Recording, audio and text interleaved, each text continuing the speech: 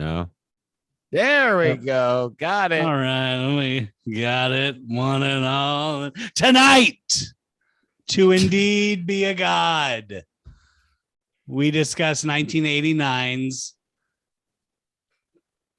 Dead Poets Society. That's what it's called. Hadn't heard of this one before. No, this was a very formative movie. Total dark horse. Dude, very formative movie. Only crap. Yep.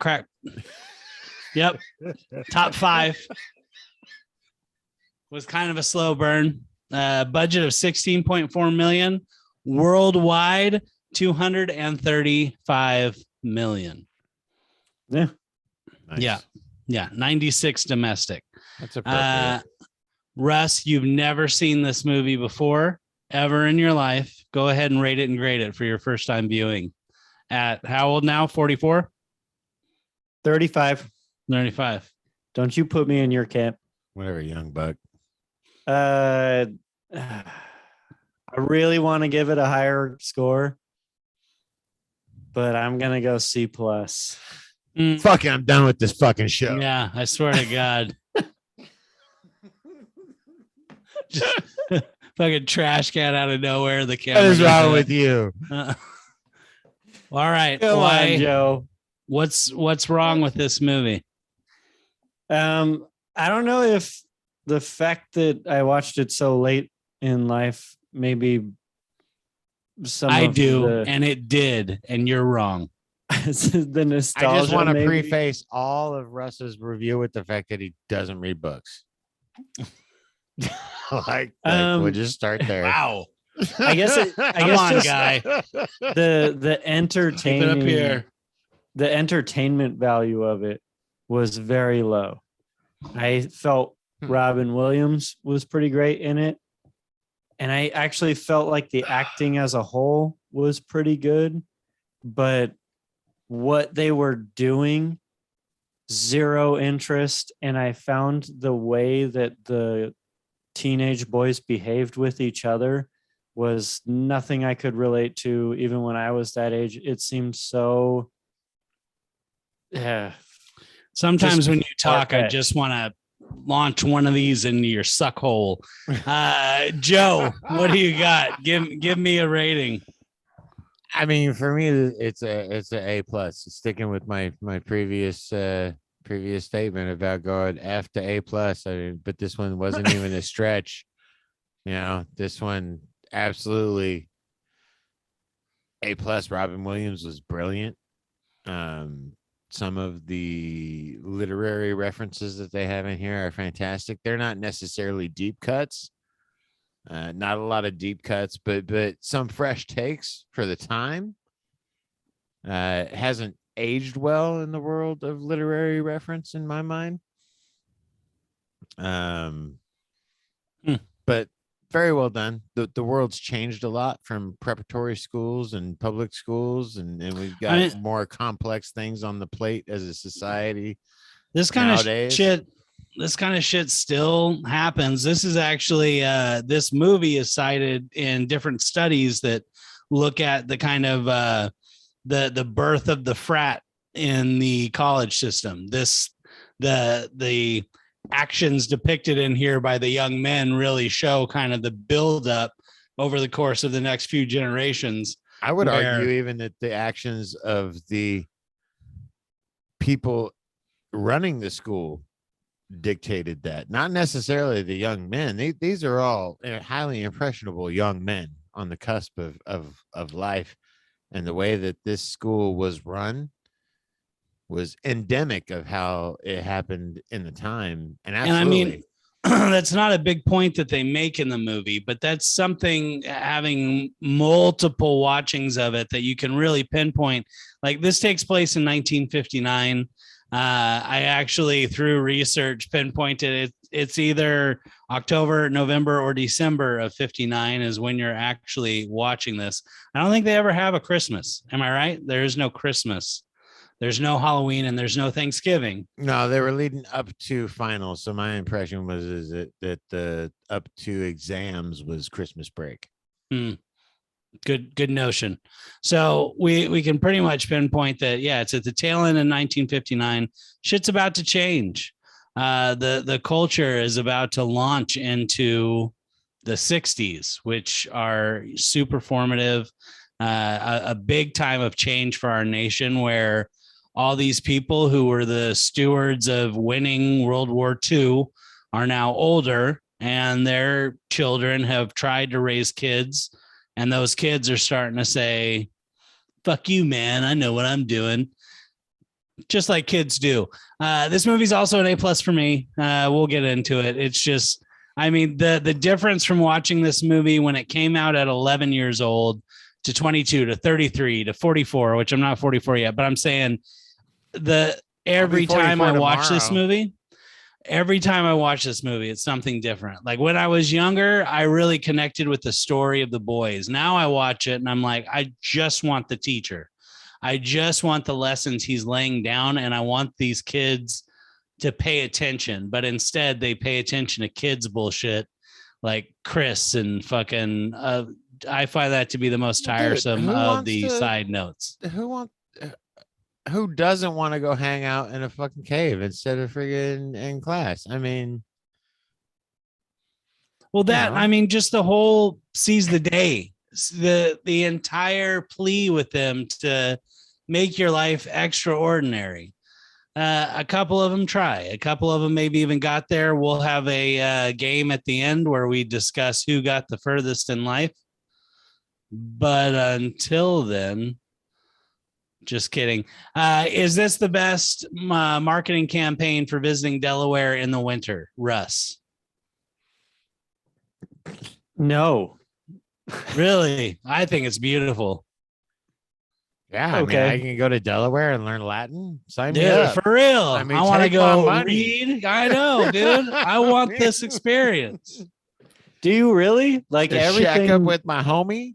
Dude, listening to him talk about going to the woods to suck the marrow out of life, and I wanted to live it to its fullest. Yeah, I could try it. Sure, absolutely. See, I thought I thought the line you would have liked the most was "Don't choke on the bone."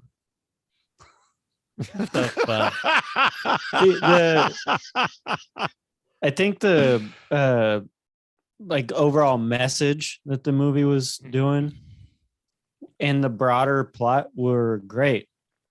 I just didn't really like the journey. And I don't remember, like an example, the two boys when they're playing with the radio and they start dancing with each other. Never, ever would any guy I know around that age like hold the boy's hand next to him and start dancing the way they were dancing. And like when they're in the room playing keep away with that paper, just like giggling and bouncing on the beds. And these are like 16-year-old boys. They just don't do that. It's a little trumped up. But in 1959, dude, I mean, newspapers are still an avid form of entertainment in 1959. You've got TV is this thing. Radio is the main staple. Sometimes you have to play keep away for entertainment when you don't have Nintendo. No, I mean, some of that parts of this movie haven't aged well, right? True. Like Ben and I are probably the last generation that will remember the huge technological leaps that we've taken in the last 30 years.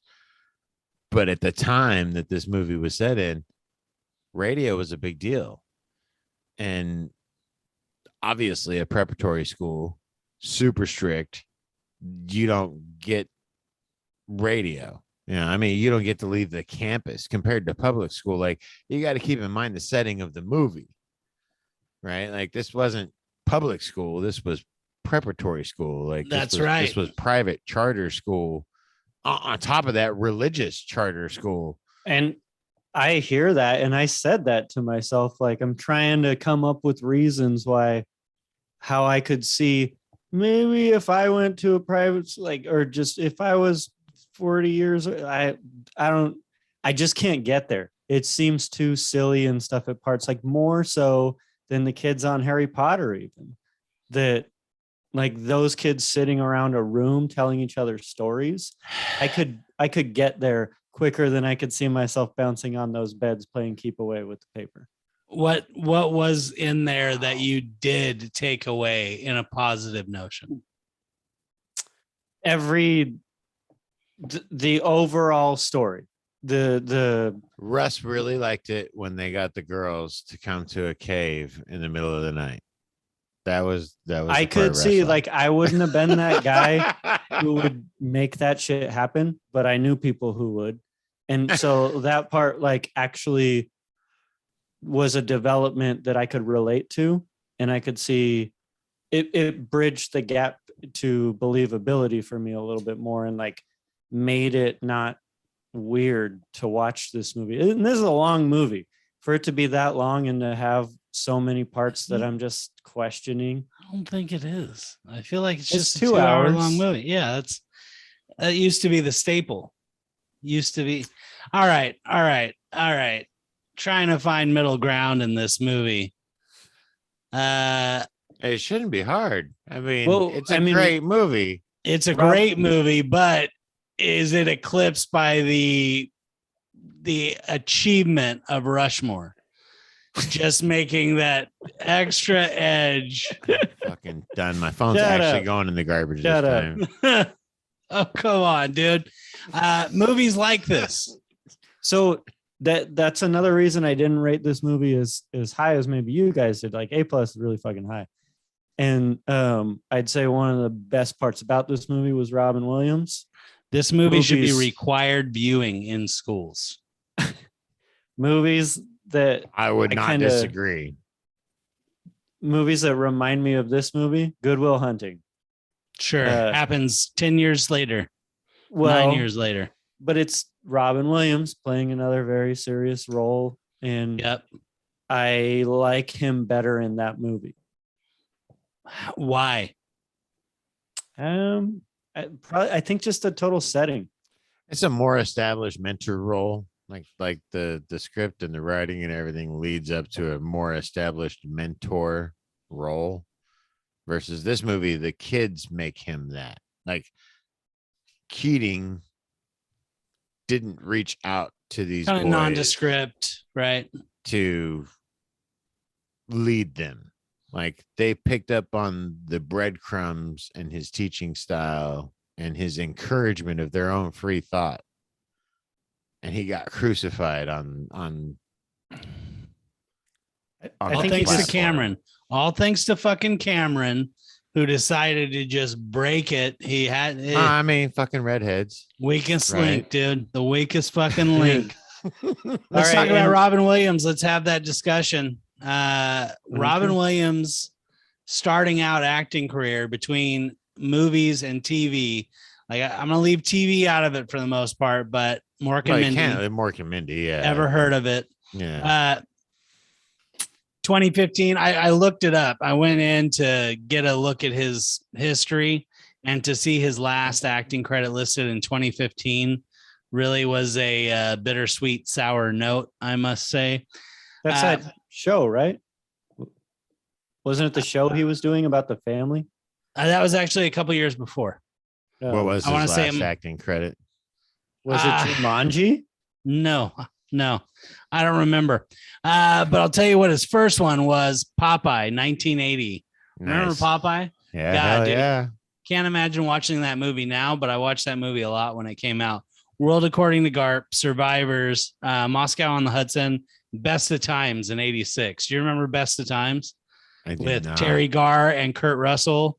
Do About not. they used to be on the height. Oh my God, dude, I've seen that movie so many times. Club Paradise. Do you remember?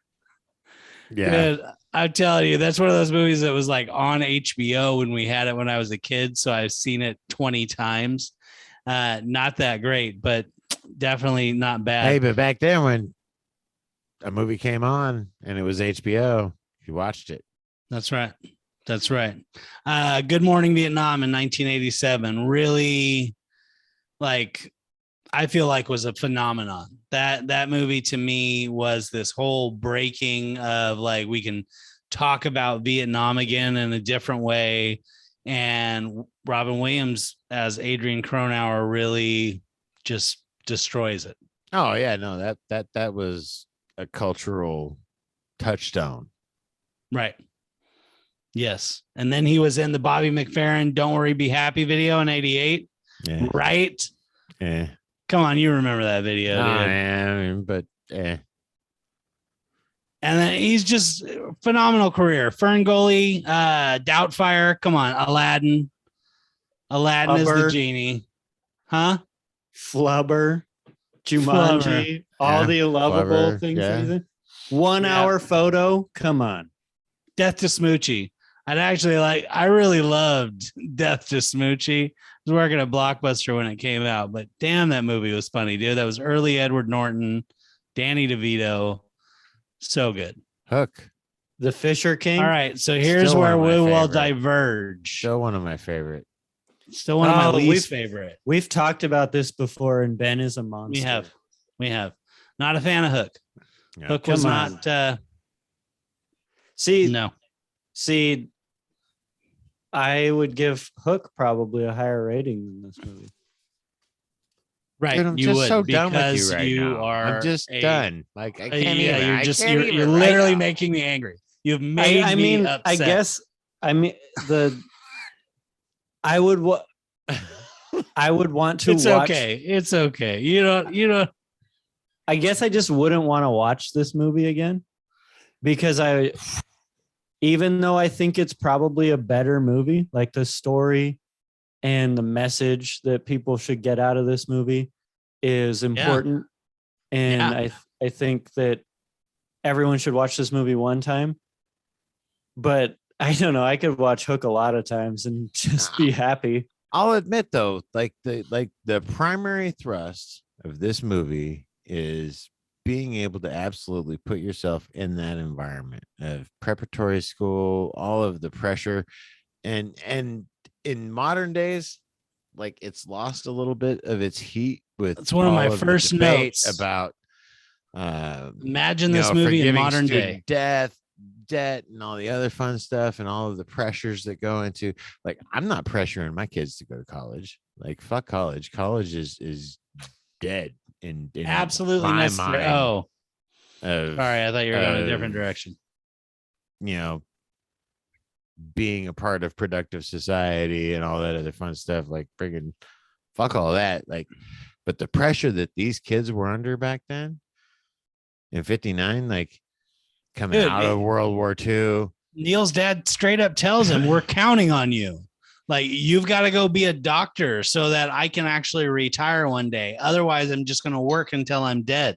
Yeah, no, I hate you for it. Male toxicity of this movie is absolutely unrateable. Like, you can't even put a friggin' number on it. Like, it's ridiculous what we used to put our young men through back in the day, and women, their own respective pressures. You saw the way Neil's mom reacted when Be careful. Neil's dad brought him home from school, and she couldn't do nothing about it. Didn't want to stand up. Yeah, no, I mean, that whole scene was emblematic of a whole series of wrongs that were perpetrated in America. Yeah, that people just don't talk about. That is absolutely atrocious. No, it's like we've gotten away from it, so now we're just gonna leave it be. Which sweep it apparently under the rug. Russ wants to do with this movie as well. I mean, I do all think the actors you mentioned in a tweet or something like that. You mentioned that it was fun to watch this and then have seen where all these people went. Back in '89, I thought Robert Sean Leonard, who plays Neil, I'm like, I'm going to see this guy in everything for the next 10 years. Dude, was he not fucking amazing? So good in this role. And I thought, wow, he's very charismatic. Lightning in a bottle, dude. Yeah. Even just his onstage portrayal of Puck was fantastic. Sonia immediately knew that he was the guy from House. Right. So that's where his biggest credit comes from now, is he did like 8 years on House. He was the counterpoint. I have to wonder, could he have had a bigger role, a bigger career if he wouldn't have gone with the 3 names, if he would have dropped the Sean from Robert Sean Leonard. It's like, leave it to serial killers, guy. Don't have 3 names when you're trying to be an actor. Or 2 first names. That's funny Or as 2 shit. first. I mean, Robert Leonard. Boom. Yeah. This guy is the next. Or he could have gone Robert Sean or Sean coulda. Leonard. I mean, there were options. Andrew Ryan. Andrew Ryan is a villain's name. Is it? Do you know somebody named Andrew Ryan? I feel like Russ is working through stuff. He's the bad guy in BioShock. It's really scary. Ethan Hawke Maybe- was the big winner for me in this one. It sure was. You know what? With Sean Leonard, Swing Kids, I think is probably why his career wasn't so big. But yeah, Ethan Hawke. He said swing kid. Deep cuts. Ethan Hawke actually, really married Uma Thurman. Right. Enough said, right? Huge career. Kind of seems like a weird dude. I've noticed in the last 10 years, he's got some fucked up teeth. Don't you think? Like People Ben with Affleck, do you guys fucked know up the teeth. story about Ben Affleck getting bought a whole new mouth for Armageddon? Like Michael Bay paid for Ben Affleck to stop having little Tic Tac teeth. Go back and watch Ben Affleck movies before and that's after fucking funny. Armageddon. He did. He got like 40 grand put in his grill so that he could be a super movie star. That's fucking clowning. So Because we moved off of Robin Williams really quickly. okay, let's go back to Robin Williams. Well, Initially. and it might be circling back a little bit early, but for me, Dude, the teeth look like Golem. I'm telling you, Kinda. yeah, it's They no all lie, look- bro. They're Armageddon, very clean. Fucking They're very Michael Bay clean is teeth. like, if you're gonna fight an asteroid, you gotta have a mouth that can take a bite out of it. gotta have a mouth that can take a punch. They look like little kids' teeth that are all sharp. He made Ben Affleck's career. That's little fucking Tic Tac. hilarious. Fucking yeah, no joke. What were you saying, Joe? I mean, it's a really shitty follow up to that, but we're just gonna go with it. Wow. The scene where Wait, stop. Okay, go ahead. I mean, if you think about it, that guy got Liv Tyler in that movie. He had to. he All also right, what were you had gonna say, Bruce Joe? Willis shooting at him. So I mean, really, where are you gonna go with that? Steve Buscemi was in that movie too. Right. What were you saying, Joe? Michael Clark Duncan. Right. Yeah. Right. Yeah. Kurtwood Smith. What a dick. Dude, in Kurtwood this Smith. movie. RoboCop, bro. That's all I got to say about Kurtwood Smith. I know he was red for a long time, but dude, RoboCop. He was Yeah, he was the bad guy in the first Yeah. RoboCop. That's who he will always be to me. Isn't he the one with the knife? I'm gonna cut you. In I know little he's the one who pieces. snips the coke and says guns, guns, guns. Yeah, dude. You know, Not in the this one who movie, gets melted by toxic waste. in this movie though, he plays the exact same character that he plays when he's red in I mean, that '70s show. somewhat. No, it's the same character. It's just comedy. He's a in bit that more show. of a dick in this. I know Red is like comically a dick, but this guy is like, his wife's afraid to stand up to him. Like Kitty at least would make But I think if comments. you I mean, take that was his the- that was character the in this, time, dude. Like I thought they did a good job. if you take his character in this and just surround him by people doing funny things, it's the same character. It's just they're all afraid of him in this movie. And in that '70s show, they're all like, oh, mean dad. Yeah. You got to deal with it, Eric. That must suck. See you later. I really loved Charlie in this. Gail Hansen is his real name. Doesn't Yeah. even have a picture up on IMDb. Did a lot of I'm behind looking the at that scenes now. stuff. Yeah, did a lot of behind the scenes stuff after this for his career. He's got what I wrote it down here. 11 actor credits, but he's got 50 credits under additional crew. So, you know, what Hey man, I mean sometimes the passion isn't necessarily being on Yep. on center stage, you know, under Yep. the spotlight. You got to give it to him. also a big fan of Meeks in this movie. I don't know why, but Meeksy really makes me laugh. Go ahead and try and say his I name, liked guys. Pitts. Alelon Ruggiero. There you go. Good one. Ruggiero. Chattanooga de poo poo. Choo-noofa-doofy. Chupa doopy. Alalon Ruggiero. Meeksy. I don't know. I find Meeks fun. George All right. Martin. Is that? No, that's not. That's not. What the same about George Mr. Martin. Nolan? He was Norman on Lloyd. what, St. Elsewhere? There's a good story about him having to audition. And he's like, fuck you. I got 23 years on this #1 show. And then somebody said, no, you really got to do it. And he was like, well, I guess I need a gig and actually audition. And he played the role well. I mean, Yes, he I did. hated that guy. One of the scenes that stuck out to me the most in this, that I don't necessarily think it was the best acting, but it really took me away from the world I live in and put me into a different place, is when he spanks an almost adult male Yep. and does it until he can barely walk. And That scene was one lick lip away from being completely inappropriate. Unlike your comment. I'm telling you, dude, I'm telling you, there are deleted scenes where it's like, you're looking way too creepy. Let's scroll it back to martial punishment. I know you're just get this guy some water. All right. Anyway. do you think he has ligma? What's Um, Ligma? So speaking of taking you Ligma away, balls. Oh, he did it. He went for it. this is, thank God, Dead Poet Society. We've got some real clever turn of phrase. Speaking of getting transported to another place, Joe, what's your relationship with poetry?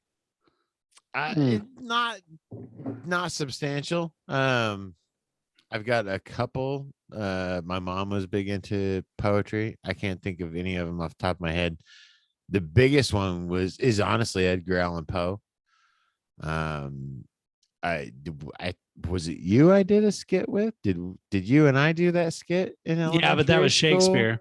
No, it was Death of a Edgar Allan Salesman. Poe. No, it wasn't Death of a Salesman. It was the Telltale Heart, because we had the heart beating underneath the stage.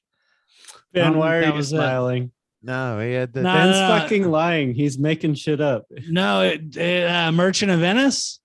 This motherfucker right here. I swear to God, dude. No, it was the fucking Telltale Heart. All right. Dude, there's a Robert McCormick, I want to say, but I don't think that's right. Didn't he write The Road? No, it's Cormac McCarthy. I'm just kidding. Swear to God, dude. I'm so done. There's talking a- to Ben. Russ, what was your experience with poetry? Well, I guess wanted to kind of piggyback on what you were saying. One of my favorite, I don't know if I'd call it poetry, but metal band called Nevermore. I know at least one of you's heard of them. They do a song that's just this whole, they take from Edgar Allan Poe. It's like 7 minutes straight, all of the Raven. And they just Nevermore, kind of- Nevermore, Nevermore. No, Yeah. it's such a good song, but that's probably my favorite thing, that when I think of poetry, I'm like, oh, that. But in this movie, one of the things, I don't like poetry, but one of the things that was about to make me like poetry Shocking. was when they put that grid. When they make the grid and they're like, this will help you appreciate poetry Right, more. yeah. And they're doing it. And I'm that kind of person, like, numbers. Oh, Yeah. I get it. I can do rate you know? something. More in And common then- with Cameron. Again, And then he's like, shocking. rip it out of the book, crumple it up. And I was just like, you gotta just like it. I don't. Dude, but like speaking from a storytelling perspective and a visual narrative, such a great setup for this movie. Such a great setup. I mean, that establishes the whole feel for this whole movie. Right. Is out of what the gate. opening credits? Well, I mean, when the touchstone sound came across the screen, I was like, "Oh God damn, I'm getting old." But no, I'm talking Right, more yeah. about Yeah, the twinkle. Yeah. Like, oh shit. When they don't, oh yeah, They that's don't do right. that no more. Oh. No, but just the fact that he had somebody reading it out loud and he was writing it up on the board and he was doing the grid and he was doing the graph and the students were taking the notes and he turned it around and he was like, "Fuck that! Yeah, right. I give this Excrement. guy an F." Excrement. Yes. It was fantastic. Set the whole tone for the whole movie. So good. And the suicide, like, Should we talk about the suicide? absolutely, we have to talk about the suicide. The movie's about the suicide. Nah, Yeah, it's I think it's about what you were just talking about, and then how that trend goes against the grain, leading to what could be suicide. No, it's about society crushing the dreams well, I mean, and you killing society- your own dreams. no, society really nurtured him to, hey, you should go to your dream, but I don't think he could see a way out. He couldn't see life without his father there, just making him miserable. I really feel like It's a tragic commentary on the state of the family dynamic and in again, the late 50s and early 60s. it's a horrible fucking thing. It's the most selfish fucking thing. You're gonna work through it, dude. It's not worth it. You're gonna work through it. Of all the suicide scenes I've seen, this one was probably the most impactful that stuck with me. Because And you know, they don't do what they do nowadays where they show it. You know what I mean? no, They don't do we're not going to turn away. We're going to show it coming up. They tastefully take you out of there. And without even a sound, Kurtwood Smith is waking up. Like, what was that? I don't know. no, I paid more attention to it this time on this watch through than on any other watch through, and had done just a tiny smidge of research before and realized that he had probably been in war. And when he walks into the study And he you probably didn't see do well. him, he can smell the powder. Yeah. And you That's can see his the smoke. first reaction. I noticed that a lot this time too. Before anything else, Yeah. He does the sniff. he turns the double lights on sniff. and he does and then you see him look at the wall and he sees the blood spatter that they tastefully don't show. I think that gives it more horror than if they'd shown it. What about the slow motion run to the body? I think it was the only time he was humanized as a character in the movie. Too little, too late. That guy was a prick. It really was, because he had his and this is another thing I noted, like he had his brief moment and then his wife came in and he immediately reverted to had to be in charge. And again, Yeah. I have to just say the level of toxic masculinity in this movie is fucking overwhelming. It is. You can drown in that shit. The guy who kisses the forehead of the sleeping girl without permission is vindicated by her being interested in him. Yeah, it's this movie made now would be quite a bit different. But back in the day, this was the shit. Well, in all fact, of those aside, I'd like to raise a toast to the mighty mutt. cheers. All right. That was poorly conceived. Whatever. Yeah, I mean, it's hard for me to go against that just because Robin Williams and everything. But personally, the whole suicide thing in this, to me, stood out probably some of the most, is one of the things that did not age well. In particular, the music that they chose to go with it was atrocious. Especially after having such great music, the classical music, so much good stuff. It's funny. I made a note when the bells start chiming in the beginning, that old timey bell chime. Joe, when you lived on San Marcos Street, you had a clock that would make that chime, that boom, boom, boom, boom. Yes, sir. Yeah, that's the first time I ever heard those notes.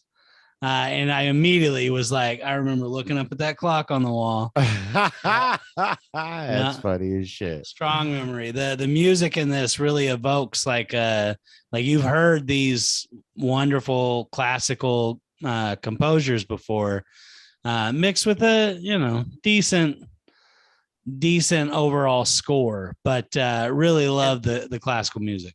And again, this movie, I think probably more than most of the movies that we reviewed, illustrates the disconnect of the technological revolution. You know, I mean, as technology and everything in our lives moves forward, all of these things become different.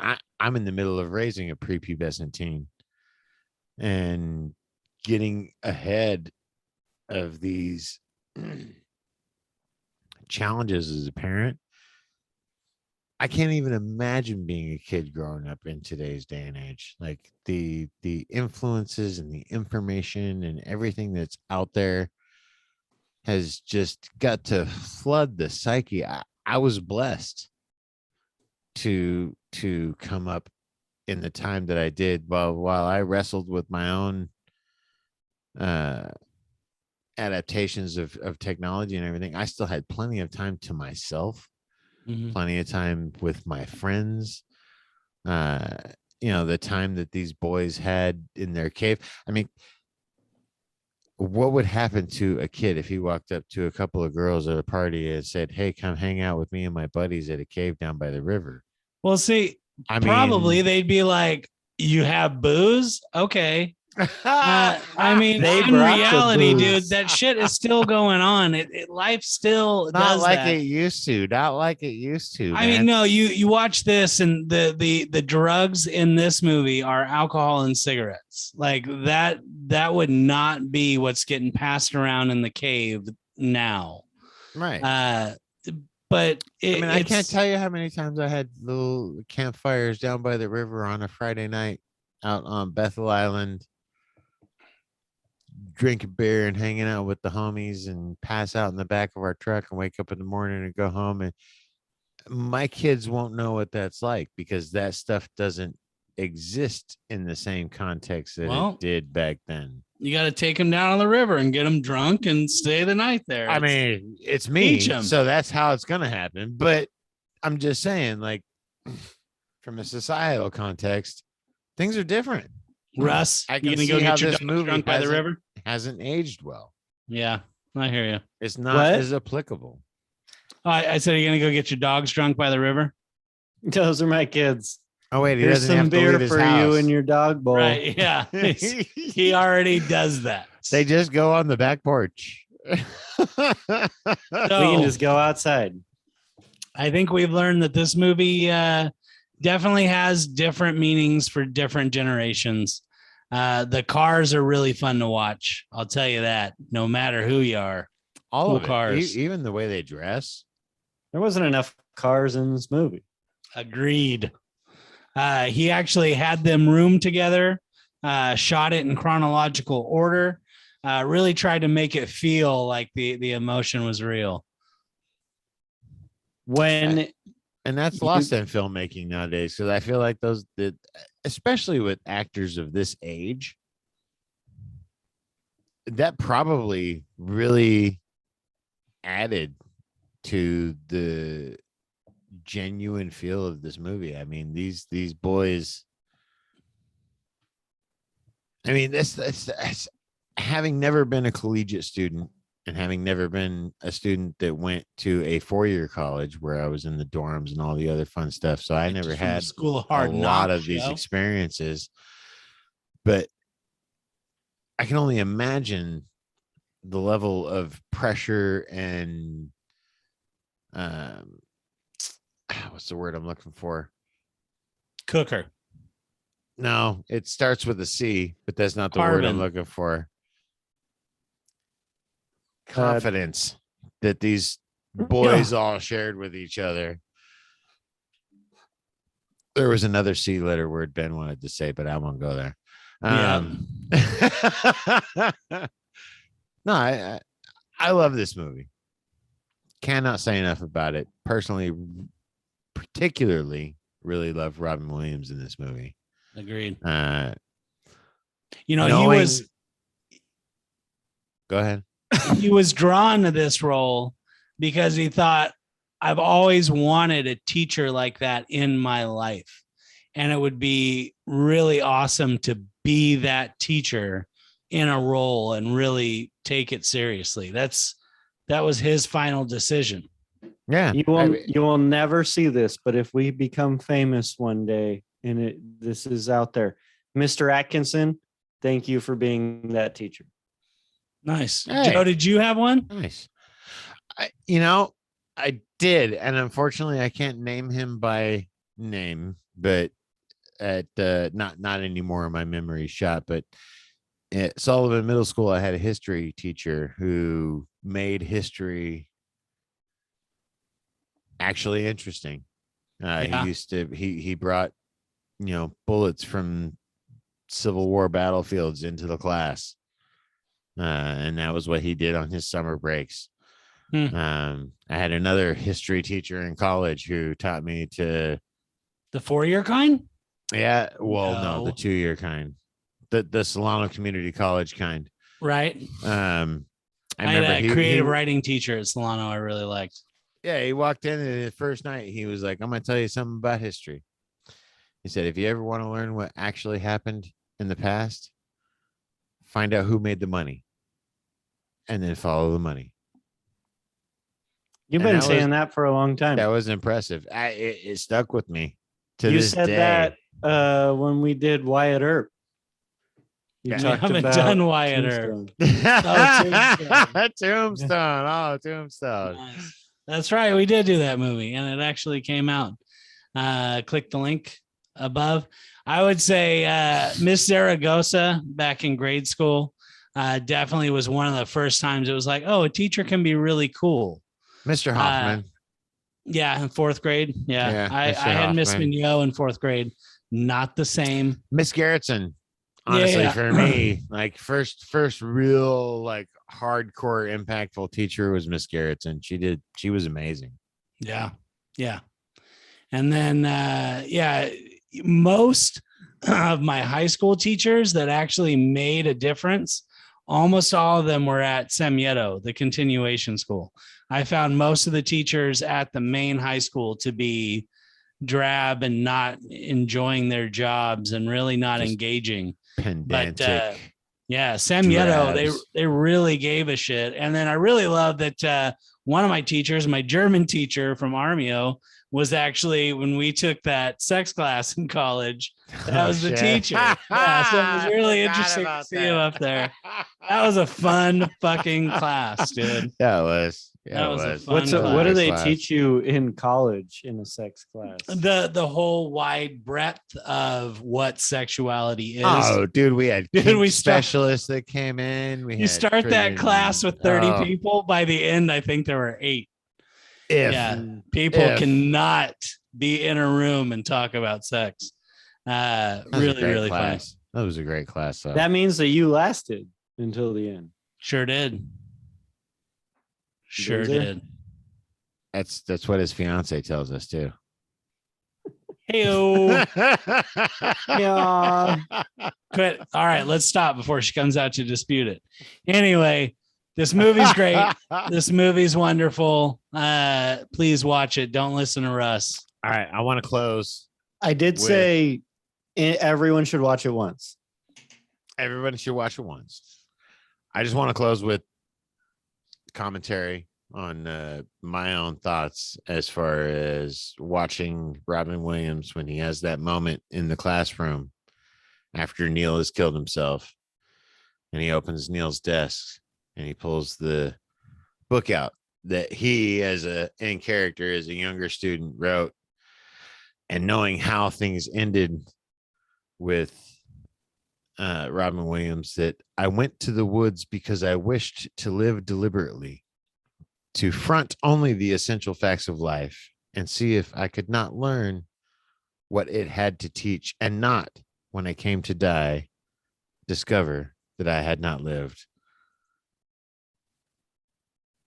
I hope and pray that Robin Williams did not feel that way, because he impacted so many people's lives. So many.